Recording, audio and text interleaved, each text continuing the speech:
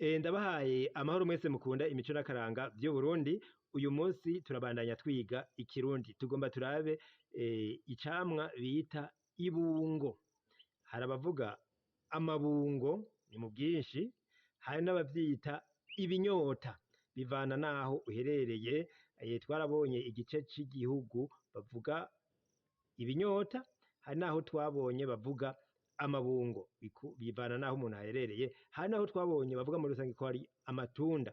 Iyo uvuze ati nzanira itunda, aba avuze ibungo canke ikinyota bivanye naho uherereye. Nuko rero ngira nce ndabereka iryo bungo canke ikinyota canke itunda bivana naho uherereye, kandi hashobora kuba hariho n'izina nawe mu ntara urimwo, uri mu Cibitoke, uri i Bujumbura canke uri i Mwaro, mushobora kuba muryita atari mu Rutana. Mu Rutana niho hariho numvise bavuga ikinyota, hari n'ahandi twumvise ibungo, n'ahandi mu za Gitega twumva bavuga ngo nitunda.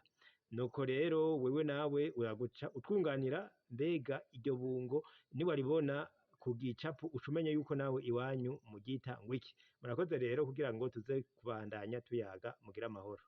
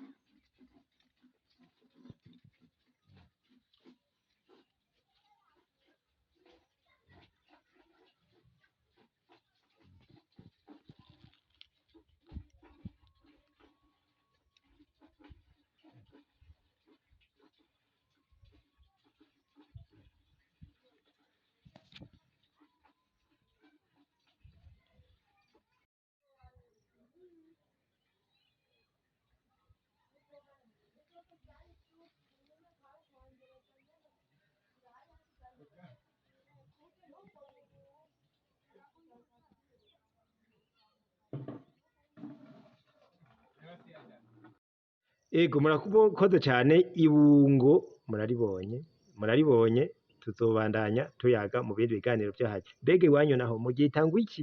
Murakoze cane, tuzosubire mu bindi biganiro vyo hanyuma, mugire amahoro.